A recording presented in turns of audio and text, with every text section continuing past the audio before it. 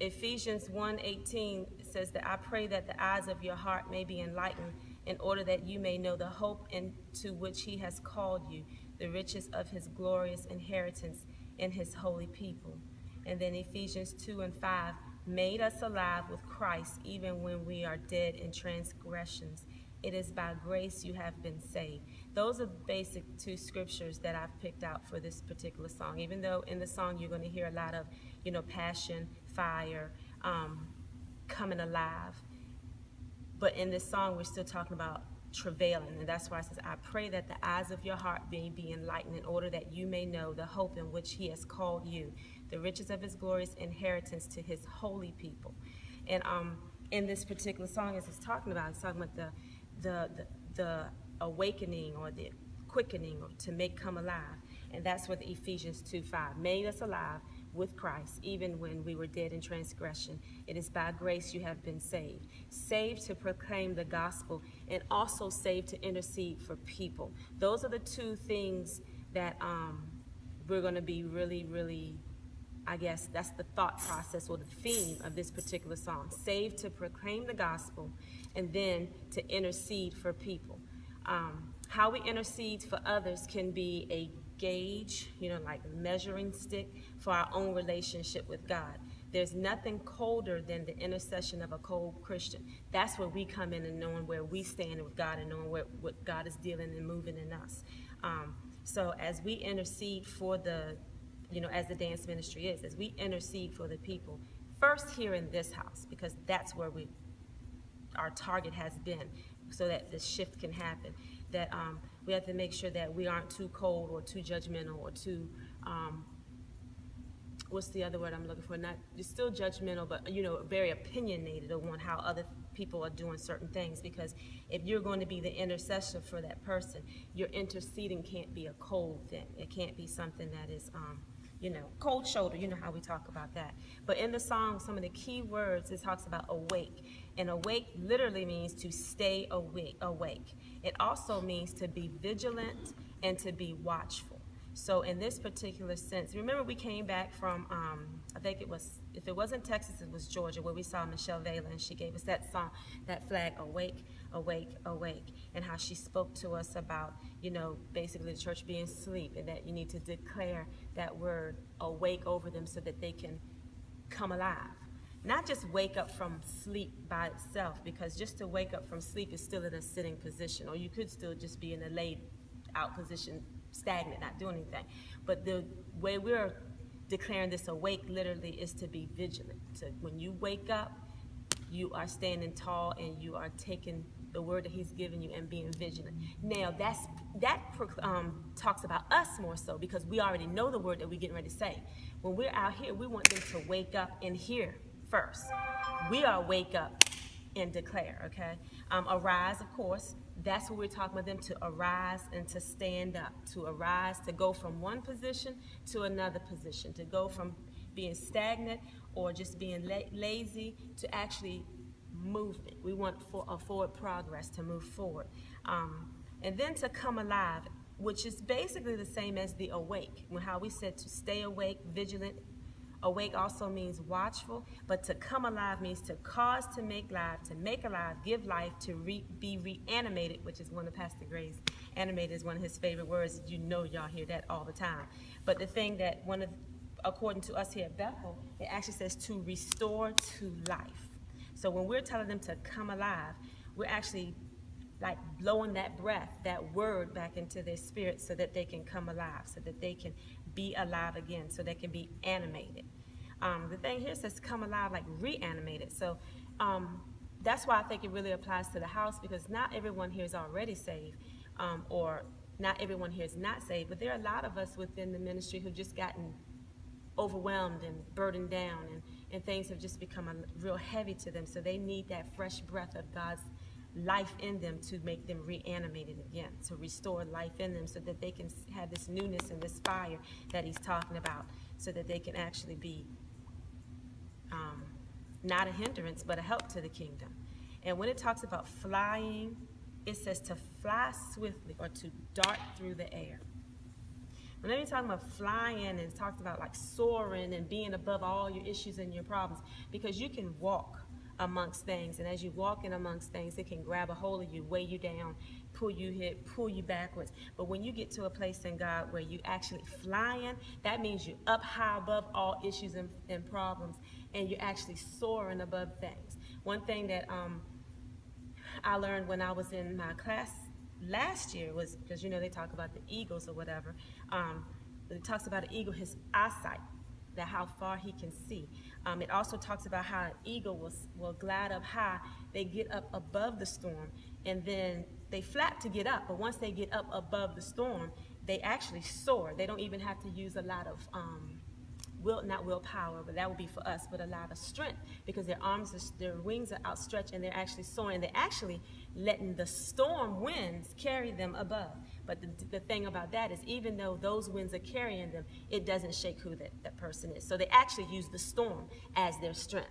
And that's, as ministers of dance, we're going to have to use the storm that we're in as our strength. I know we had last Tuesday, when you brought the information for the song we're going to do, that was a big help, when Panthea was saying how, the little things that we say or what we complain about or what we do, we're going to use those as storms that we use to strengthen us and keep us elevated and soar high above that. So when he says fly, it's like you darting through the air. When you dart through the air, you either doing one or two things. You're either missing what's coming at you, or you're shooting at a target. So when he talks about fly, it's a certain assignment that you're going towards. Like I said, rise up above any circumstance that will weigh you down. Stand tall talks about the same thing as the arise. Stand tall, firm, strong, almost planted in what you believe, so that you're not movable. You won't be moved with anything that comes your way. Looking over and seeing in the distance, talking about the vision, which kind of compares back to the eagle. Stand tall. You're holding your posture. When the enemy comes up against you, you're not wavering in either way. You're standing strong. You're looking over to see the distance, because you have a vision ahead that you're focused on, and you're not going to waver. Also, and another key word, you're here to wake, arise, come alive, fly, stand tall, hear. Hear is more than just listening. And I think a lot of times we get to the place where we just hear it, but we don't do the other part. The second part of hearing is obeying. So we hear it or listen, but not only listen, but we have to obey. And it's like in our lives, what are the things that, really, really keep us, we hear a lot of things, but we don't obey all things a lot of times, because we sometimes can come up with our excuses and reasons why we can't do this or why we can't do that, or is that really what I heard? But in this particular song, hear, listen, and then obey. There is a forward progression, because obeying, even if it's a wait, it's a movement ahead. It's going forth. It's not holding you back to where you were. And the last one, it talks about your call. Called, invited, or summoned by God to the office of salvation, or to an office or to salvation. And first of all, we do want the salvation call to be noticed. That's the first call when we're actually ministering, is the call to salvation. But then there are many among us who actually are saved, but they've taken the step of salvation and just sat there.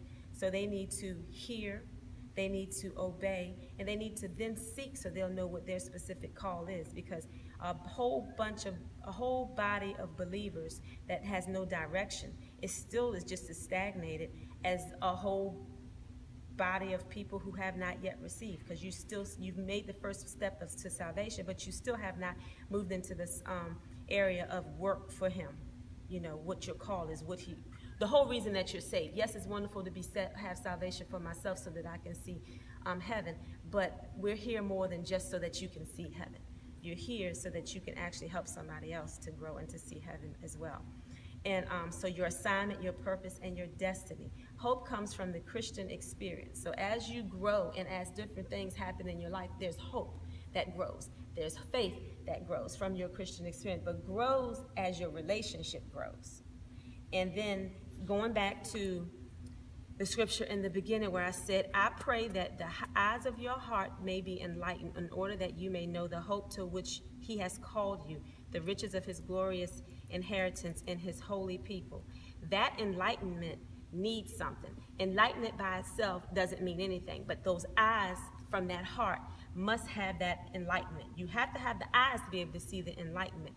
And then that enlightenment, or what the eyes are seeing, is the revelation of who he is in your life.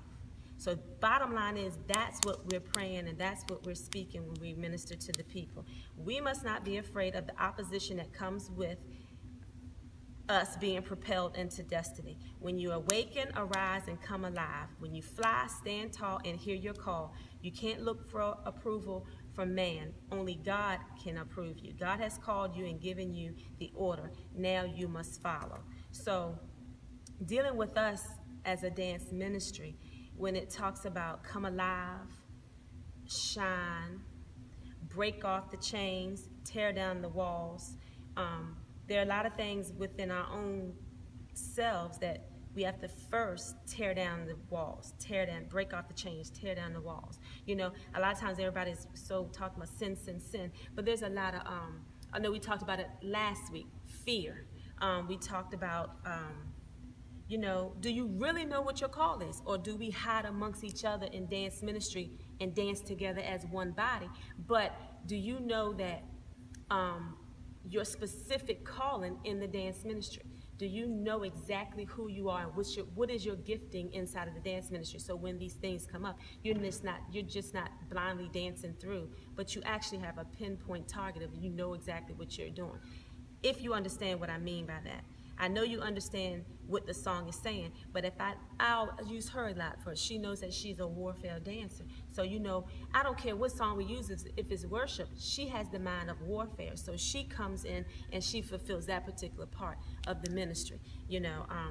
And somebody else, you know, servant, more caring, more compassionate, where, you know, you have somebody else that's want to lay down the law, get it straight, and you got somebody else that comes around. Panthea, you know, she come and she nurture you like a mother, and that's her area of that, giving that love. So knowing who you are, what keeps you from being the best that you can be in the ministry of dance. You know, we need to be dead to all those transgressions. Don't let fear stop you. Don't let you know, baggage from home, baggage from work, all these things that we kind of sweep aside and just go about our everyday life, that actually they build up and become a hindrance to us moving forth and declaring his word. So we need to learn how to declare his word, stand up, rise in our everyday life, so that when we come through, we're soaring through, we're darting through the air, we have specific targets. I don't know why I'm thinking about Jan Crouch right now.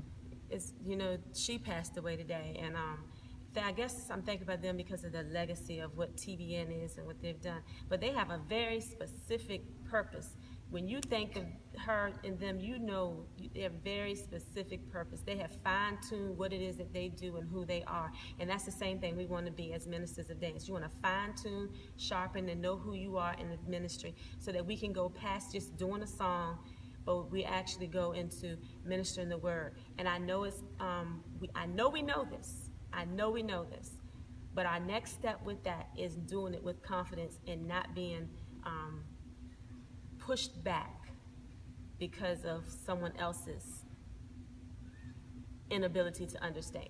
Our job now goes past past just the introducing of a song now. You know, that's good too, scripture introducing, but it goes into now really ministering that word in depth, so that we will be able to move forward in his grace. So, and it's by grace you have been saved. It is also in him that he's made us alive, because we were dead in our transgressions, but now we have come alive, we are awakened, we are rising, we're shining, and we're flying forward in his will. So